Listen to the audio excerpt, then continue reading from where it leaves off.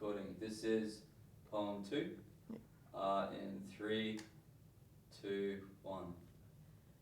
True, nervous, very, very dreadfully nervous I had been and am, but why would you say that I am mad?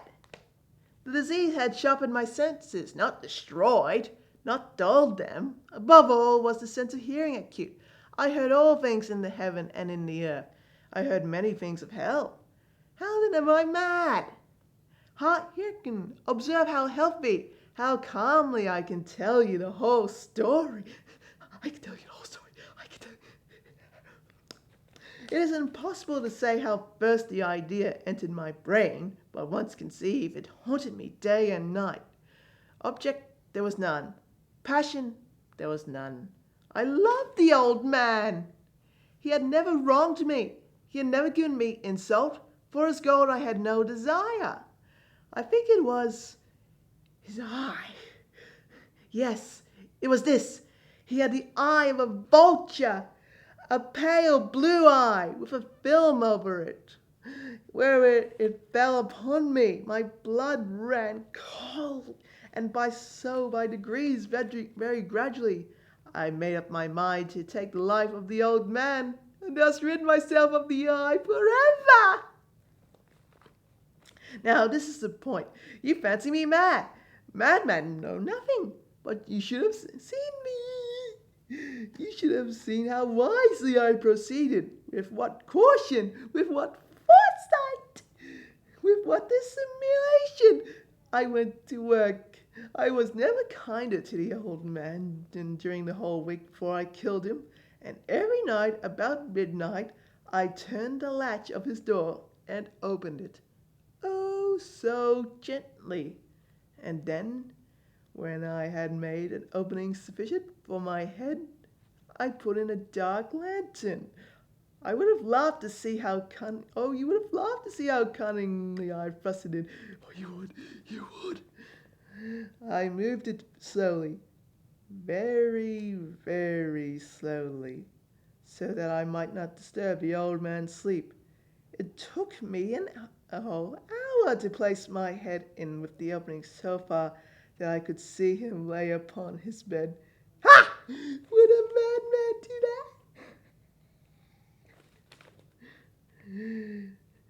that? And then, when my head was well in the room, I undid the lantern so cautiously, for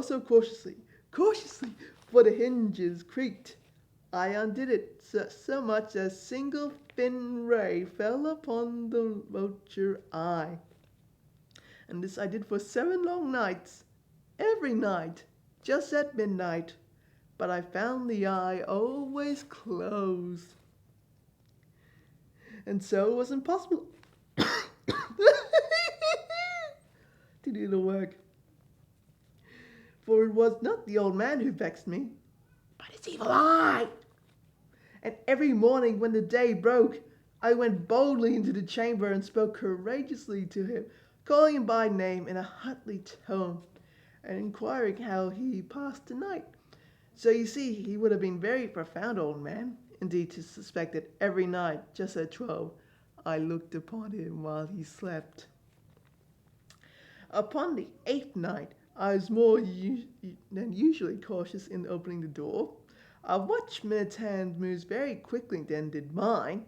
Never before that night had I felt the extent of my own powers, of my own sagacity. I could scarcely contain my feelings of triumph to think that I was there, opening the door, little by little, and he not even to dream of my secret deeds or thoughts. I fairly chuckled at the idea.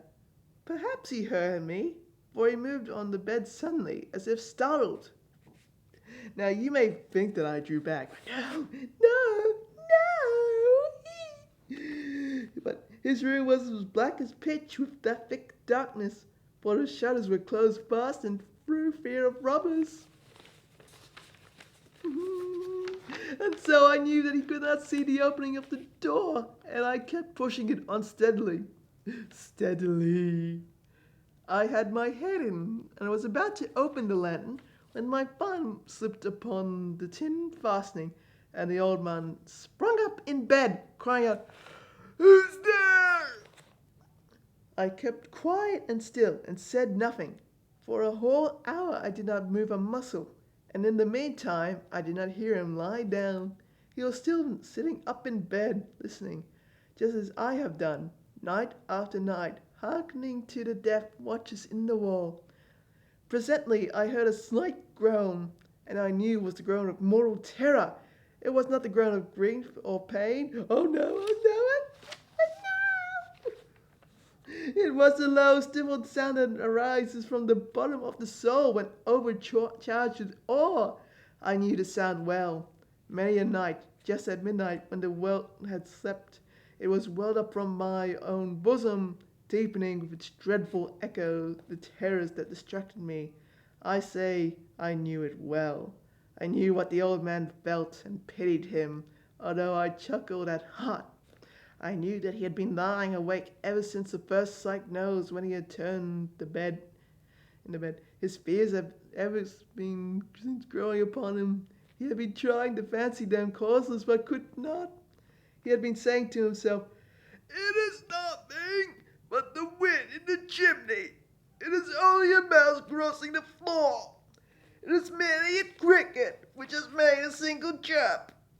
Yes, he had been trying to comfort himself with those suppositions, but he had found all in vain, because death, in approaching with him, had stalked with his black shadow before him and enveloped his victim.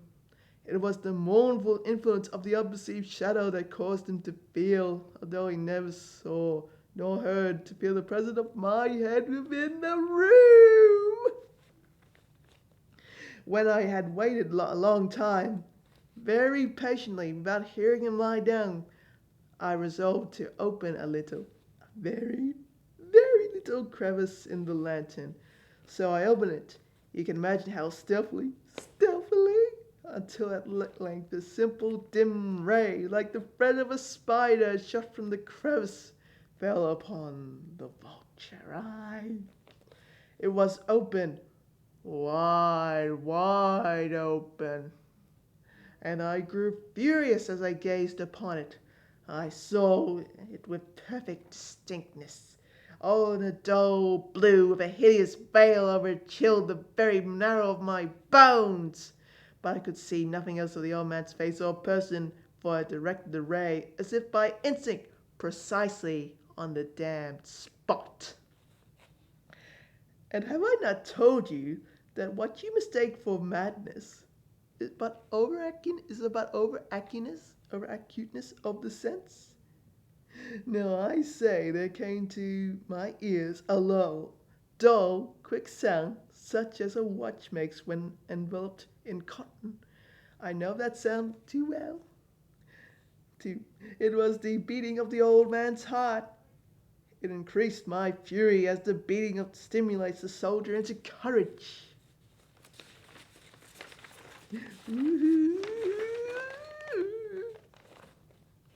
But even yet I refrained and kept still. I scarcely breathed. I held the lantern motionless. I tried how steadily I could retain the ray upon the eye. Meantime the hellish tattoo of the heart increased. It grew quicker and quicker, and louder every instant. The old man's terror must have been extreme. It grew louder, I say, every moment. Do you mark me well? Have I told you that? I am nervous, so I am.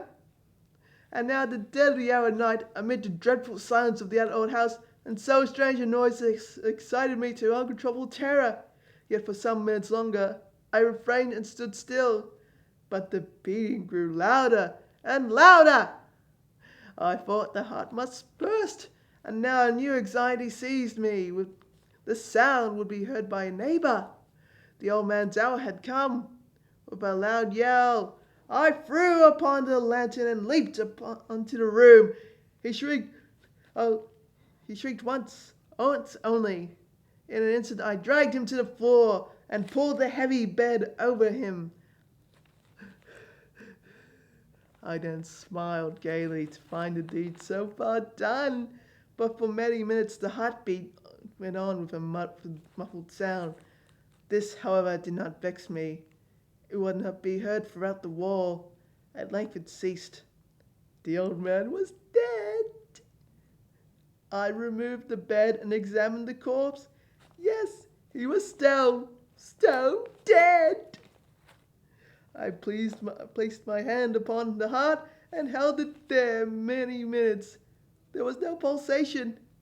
He was stone dead. His evil eye would trouble me no more.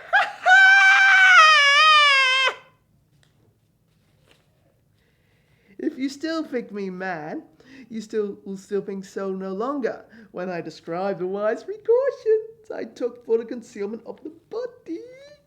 The night wanes and I worked hastily, but in silence. First of all, I dismembered the corpse.